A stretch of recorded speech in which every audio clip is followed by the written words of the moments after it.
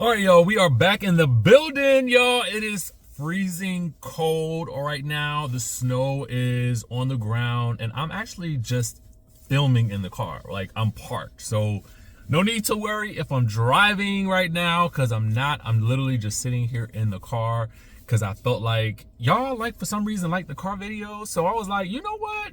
I like them too. You know what I'm saying? It's something about it.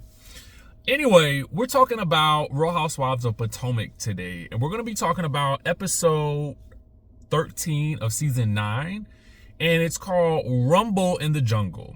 Wendy takes the group to Panama City for some fun with rum. Stacy continues to try and win over her roommate Gizelle. As the night's festivities continue, a few of the ladies unload on Mia about unresolved issues. Okay. So I think we should probably pick up where last week's episode left off. And I think if I had to give this episode on a scale of 1 to 10, based on my enjoyment of it, I would probably give it a 7. And I know that's low for me, right? Y'all know normally I just give an episode an 8 just because they did something. I mean, you know, for me, I'm just happy to have something to do. You know what I'm saying? I'm happy to have something to talk about. I'm happy to have some, you know, like, just give me something to do. And at this point, and it's not a bad 7. I don't want you to, a 7 is still a 7. Don't get me wrong. But in terms of my amusement, I just feel like there's really nothing new happening, right? There's no new plot twist to the season yet, and maybe that's coming. There is nothing that is really moving anything forward per se. And in fact, I just kind of think that there are aspects of the episode that as a person without kids, I don't even really feel all that comfortable talking about, right? Because I don't have kids. And I was having a conversation with somebody yesterday, a really good friend of mine, who was telling me, you know, because, you know, I'm in a situation right now where, you know, y'all know I've experienced someone who passed in my family. So, you know, I'm in an experience with my own mom where I am also trying to be helpful but not overbearing, right? So it took somebody else who was a mom to kind of give me some guidance on how best to manage my own self within this situation. So it's difficult for me to really understand what one should do in a situation like the one Mia finds herself in. What are the options, especially if this is a new situation for you? But is it a new situation? You know, is Gordon allegedly being controlling that new, right? Because I think that the ladies are confused with, on the one side, you know, Mia, I think, is optimistic or trying to be optimistic about her situation with Gordon, while on the other side, she's also telling the ladies something completely different about how torturous the situation has been. So I think, just as a viewer, it is confusing for the group, but I think that Kiana has probably made the best assessment of the situation, which is that Mia is going to be Mia, but she feels like Mia being Mia is repetitive. And I think for the ladies, repetitive confusion leads to, I don't know what I'm supposed to do with this information, basically. So Mia's in a situation where Gordon has allegedly taken the kids and then dropped them off someplace else with another trusted person, but was never answering his phone so she could find out where the kids were. Now, the discussion is, should Mia leave the trip for after she's found out that the kids were safe with someone that they have normally been with, and deal with Gordon right then and there? or should she stay on the trip, do her job so she can get her check and take care of her kids in that way? That's really the question. What would you do? What would you do? I mean, I think for me, she's gonna have to deal with Gordon in some type of way. If the man has taken her kids and she don't know about it and she has full custody, then it sounds like there can be something done. You know, Karen recommends something, you know, calling 911, calling the police, showing up, and then making sure that she's the only person who can enforce the guidelines and the rules of engagement for the kids. If what she is saying is that he seems unstable, allegedly, that so unstable that he would go and pick up the kids from their designated place where she, the full custodian, okay, the actual guardian, has left them. That seems like it would be against the terms of her custody arrangement. Would I be correct in that? I'm not, you know, listen, I joke about being a Law and Order SVU attorney all the time, but, you know, I'm kind of like, at this point, I don't know.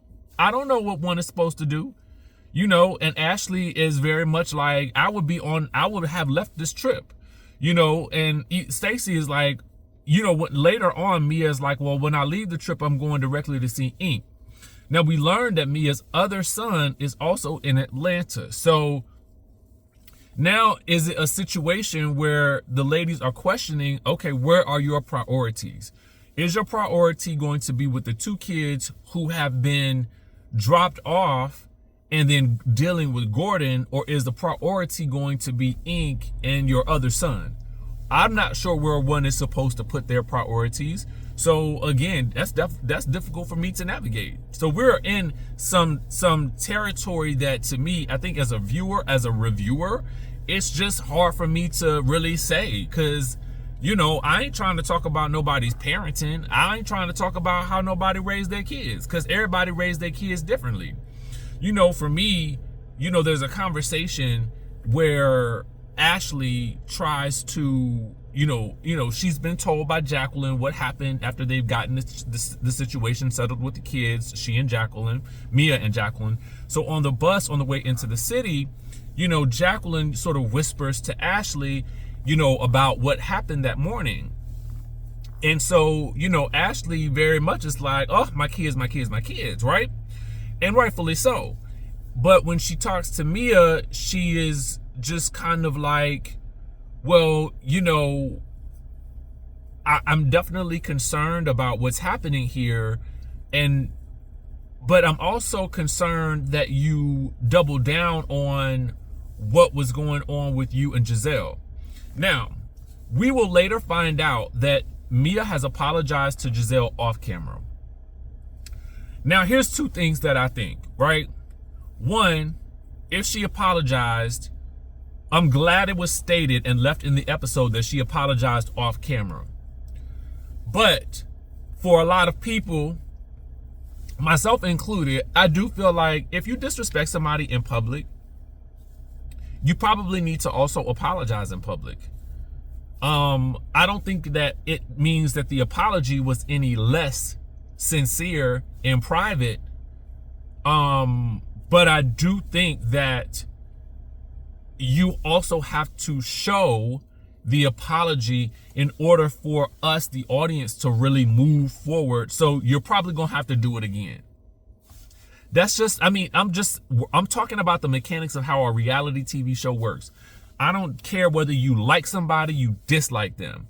I'm just telling you the rules of engagement of how the story has to be told, right? And the story is incomplete if Mia and Gizelle are suddenly fine the next day, and we don't really get, we are told that there was something that was said, but we weren't shown. Similar to a lot of people, I was watching Married to Medicine last week and this week. And, you know, last week, you know, everybody in the comments was saying, and I wasn't there, so I don't know. I can only go on the two sides of the story. everybody was in the comments saying, well, Dr. Contessa started talking about Dr. Heavenly's kids, so yeah, she could talk about her mama. According to Sweet T's YouTube, it was left out that Dr. Heavenly was talking about Dr. Contessa's kids first. That was left out of the episode, allegedly, right? So then what it really comes down is, who do you believe? If they never show it, that means that it never happened for the audience. So if Mia never apologizes on camera, that also means for much of the audience, it never really happened. So it has to happen on camera. And I think that's what Ashley was trying to get her to do, was to acknowledge it publicly. So like, girl, I'm trying to help you out right now. And so when Mia is like, girl, like, leave me alone about this right now. Like, I just got done dealing with my kids. You know, and then Ashley was like, okay, well, girl, I give up. I can't, I mean, you know, I don't know how I'm supposed to show up for you. I think the cue there, if I'm reading in between the lines, and I could be reading in between the lines, but for me, as a longtime viewer of reality TV, the cue there was for Ashley to convince her to say it, you know, how apologetic she was, and then do it in front of the group on camera. And when Ashley says, well, I don't know how to show up for you then, girl, and then Mia's like, don't, girl. Like, you know, to me, I kind of feel like, to a certain degree, it feels like Ashley has, in a way, replaced Robin as Gizelle's mouthpiece. And Jacqueline is the Robin to Mia's Gizelle. To a certain degree. When I just look at the roles that they seem to take with regards to each of those friends, it's almost as if they defer. Ashley defers and offers deference to Gizelle, and Jacqueline offers deference to Mia. Now that could also be because in real life they are just that close, both sets of girls, right? So, you know, as Jacqueline later will come to Mia's defense, well, that is what an actual friend would do, because we've seen in the past where people have come for Gizelle and Robin has been also her bodyguard, right? So it to me is like, you know, like, okay, but I also do get the lady's frustration, because there's also been things that Mia has also said and done that Mia needs to also stand 10 toes down on her own. And I'm not saying that she hasn't. What I'm saying is that Jacqueline can't always be the person to try to reason with the crowd about Mia's on-camera behavior or confusing behavior. It's like almost like she's the interpreter. I don't know where really that leaves us in the show. I mean, I guess it just depends on, it's going to depend on, at the end of the day, who you like and who you don't like. Period, right? What I do know that I didn't like was, I didn't like the idea of bringing up the kids and what happened on the Ring camera that was told in private. But let me ask you guys a question. If Mia wasn't talking so much about her life, if Mia wasn't giving us all this information, albeit very confusing, the only thing left for the ladies to talk about would be Karen and her DUI. And let's be real, that would be it. You know, there's not really a lot of talk about Ashley's divorce. outside of, there's not really a lot to talk about with Gizelle other than her commentary. And I do think that Gizelle has an interesting story, and I don't call it a storyline. I mean, what she's going through with her dad and his will and his estate, that's real. I mean, and it may not be something that she wants to necessarily highlight, but that's a part of her story. I want to know what's happening with that and why. Like, you know, I've seen these types of things, or I've heard about these things happening to people. So I would want to know, like, how did they find themselves in this situation? Who did this to her and her kids? Not to bring the kids into it, but I'm just saying the last conversation that she had about it was the kids. So, you know, I just, you know, that would be interesting for me, because I think it's something that a lot of people can identify with. You know, I know people who have had instances of this type of thing happening, and how seriously hurtful that is. But it's like, you know, that gets pushed to the back burner. And so this is not me saying that someone doesn't have a storyline. I'm just telling you that there are also other interesting stories to talk about, right? But the only things that we ever seem to talk about really are Mia and her online, on social media, and the things that are going on with her and Ink and Gordon, or Karen and the DUI. Now, Stacy steps up to the plate at one point when the ladies are all together, and she does ask about, oh, Kiana, you were in the news recently. You know, basically she has a lawsuit against Deborah for hitting her upside the head with a bottle. And, you know, she wants some justice for what has happened. And so as Gizelle is like, well, you know, she ain't got no money. Kiana's like, that's not my problem. Like, was she thinking about not having no money when she popped me upside the head with a bottle? Like, that she should have been thinking that then. No? I mean, I don't know. So as we know that somebody else, Deborah, will be countersuing as well, and that will come out in the next episode as well. Before we get to that final dinner, the ladies do walk around, they do some shopping. You know, they were out shopping when Mia and Ashley had their little showdown, and, you know, they all end up converging in a restaurant. You know, Gizelle and Karen buy some gifts for, you know, Wendy for being a great host. So do Kiana and Mia. And they meet up at a little, you know, pre-dinner situation to just, you know, chill and kind of eat. They, you know, they do some impressions of each other. And then the topic, Ashley then turns the topic to Mia and Jacqueline.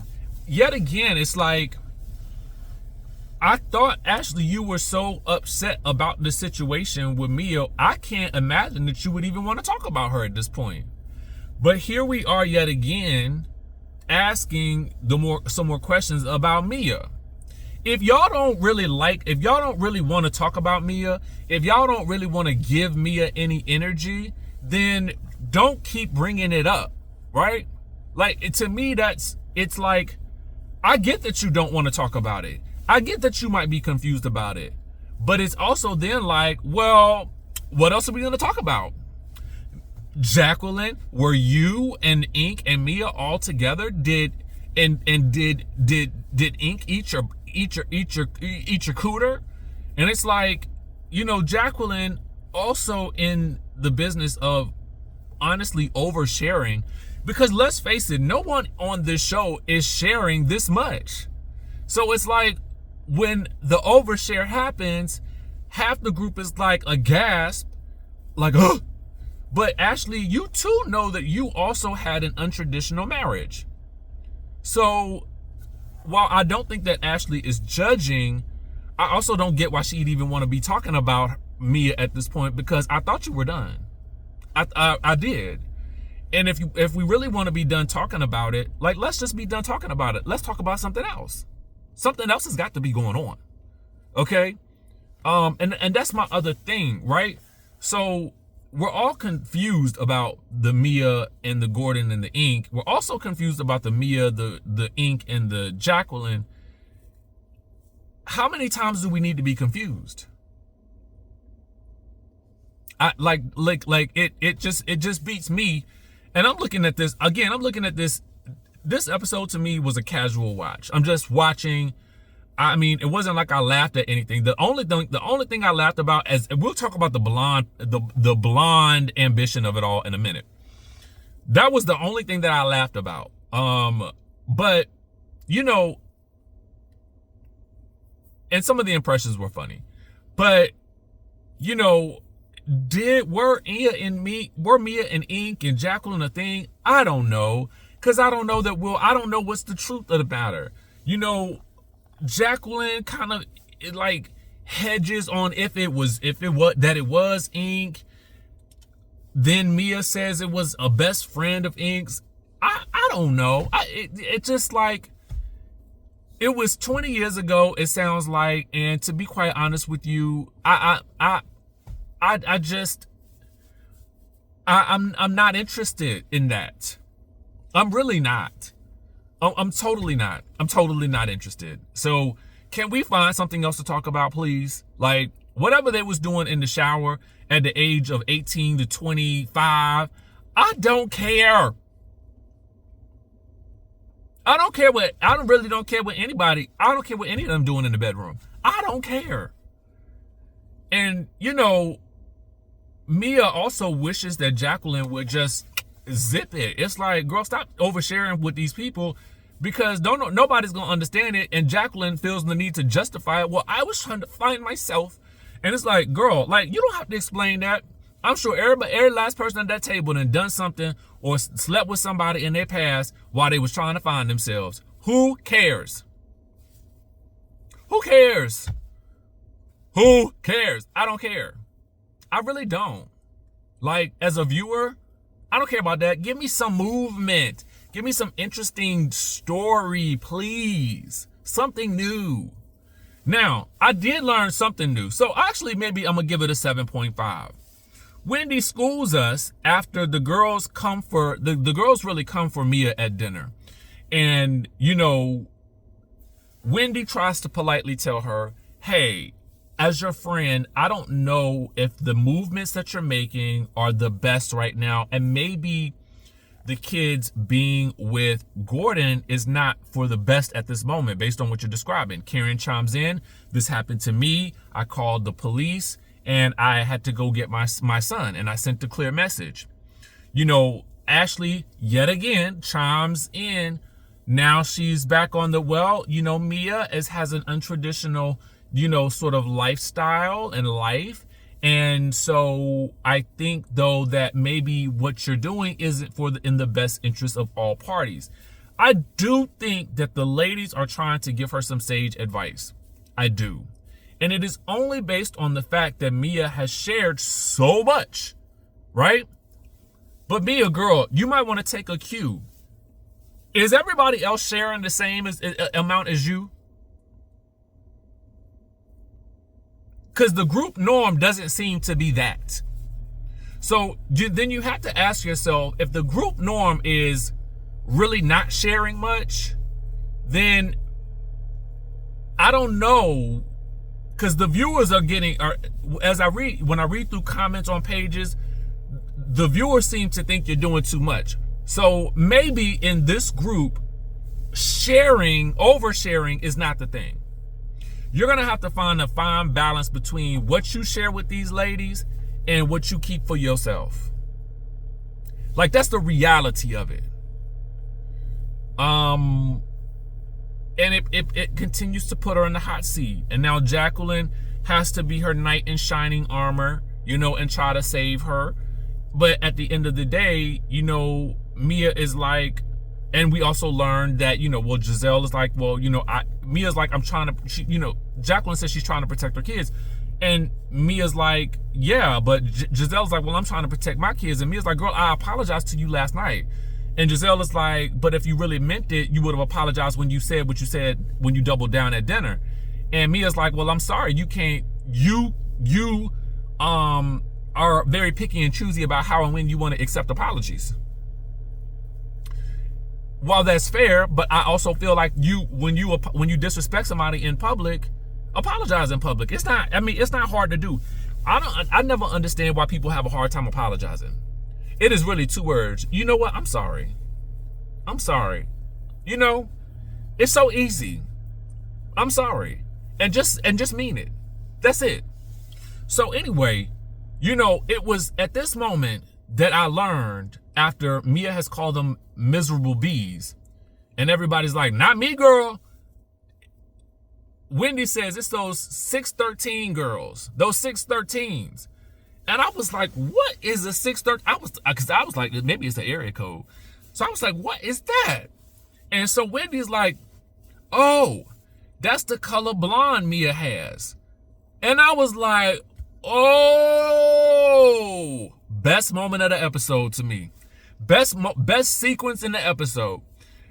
Wendy says, oh, Gizelle sometimes had that 613 too. Wendy. Girl, I was like, oh, I learned something new today. I didn't know what 613 was. But anyway, at that point, you know, Stacy in her confessional, the bright and shining star that she is, says, well, the only person that should be wearing 613 is Karen. You know, Mia, you are a goddess when your hair is black. And Ashley, ooh, girl, no.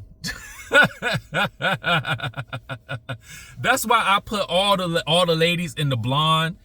That's why I put them all on the thumbnail. I was trying to find everybody in a blonde wig, but I couldn't. So I did what I could, and I just thought it was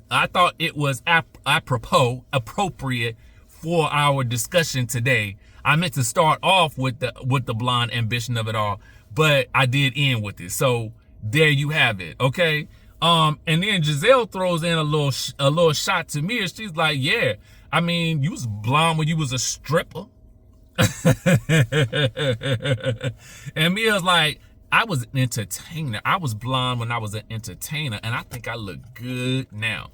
Personally, I prefer Mia with black hair because I think it just stands out against her skin tone, and I think that the way she tends to style it, I think it looks better than the short blonde bob. But that's just me, okay? That's just me.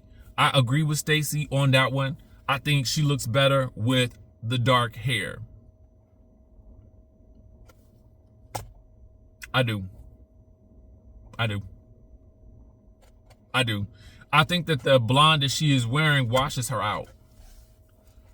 But that's just me. That's why I don't like the grays in my hair. I feel like they kind of make me look ashy. I hate it. I hate it. But I ain't had time to dye the gray in my beard. Yes, I do. I dye my beard jet black just for me. But it's just for men, okay? So anyway, I don't get sponsored by them or nothing like that. I'm just letting y'all know what I do. So anyway, that's the tea for this episode. Make sure you guys hit that subscribe button. I'm in the car, so y'all know we got the Cape Town trip coming up. Click the link in the description down below. We also have a trip to Zanzibar coming up in September as well. You guys can hop in on that. And so with that being said, they're both 7-day itineraries. Cape Town is definitely on the luxury end of things. We got some yacht cruises. We got a yacht cruise. We of course got Table Mountain. We got Safari. We got Table Mountain, some wine tour in there. We got some of my favorite restaurantes. We're gonna meet up with some expats, explore some real estate, talk about getting retirement visas, permanent visas, dual citizenship options type things, because you know some of us might want to, you know, do some living in some other places. Okay, so let me know what you guys think about this video, and make sure you guys subscribe to the channel, hit that notification bell button, and I'll catch you in the next video.